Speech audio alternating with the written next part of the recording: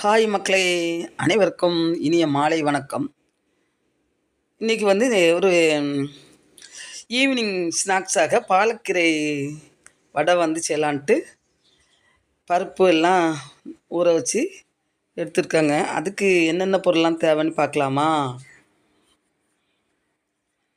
இப்போ பாருங்கள் என்னென்ன பொருட்கள்லான்ட்டு. அதுக்கு தேவையான பொருட்கள் வந்து ஒரு கத்து பாலக்கீரை எடுத்து வச்சுருந்தாங்க. ஒரு கத்து பாலக்கீரை, ஒரு 1½ கப்பு கடலைப்பருப்பு, அப்புறமா ஒரு துண்டு இஞ்சி. பாலக்கீரை பொடியாக நறுக்கி கழுவி நறுக்கி வச்சுருக்கேன் பார்த்துருங்க. அது வந்து பொடியாக கட் பண்ணி, ஒரு துண்டு இஞ்சி, ஒரு பல் பூண்டு, சின்ன ஜீரகம், அதாவது அப்புறமா ஒரு 2 பெரிய பல்லாரி வெங்காயம், 5-6 பச்சை மிளகாய், கருவேப்பிலை, சீரகம், பெருஞ்சீரகம் போட்டு பொடியாக கட் பண்ணி வச்சுருக்கேன். நல்ல பொடியாக நல்லா கட் பண்ணி வச்சுருக்கேன். இந்த பாருங்கள், இல்லை பெருஞ்சீரகம், ஒரு 5 பச்சை மிளகாய், கருவேப்பிலெல்லாம் போட்டு கட் பண்ணி வச்சுருக்கேன். இனிமேல் வந்து சிறிது உப்பு போடணும். கடலைப்பருப்பு எல்லாம் மிக்சியில் அரைச்சிட்டு வருவோமா?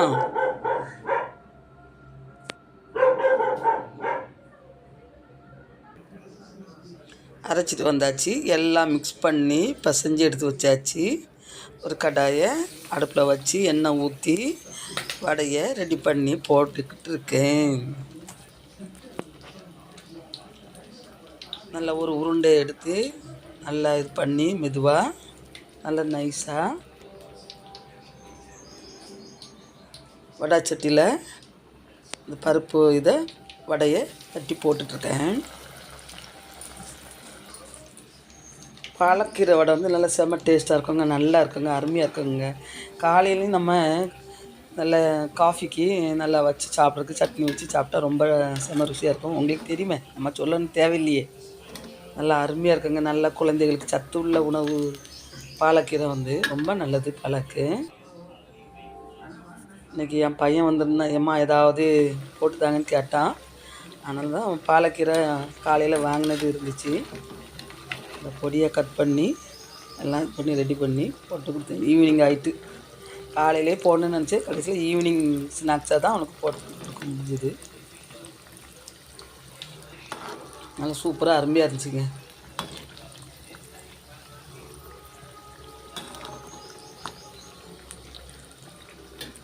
எங்கள் வீட்டில் பருப்பு வடைக்கு உளுந்த வடை தான் ரொம்ப விரும்பி சாப்பிடுவாங்க. இன்றைக்கி பாலக்கீரை பாலக்கீரை வடைனோடனே 5-6 சாப்பிட்டேன்.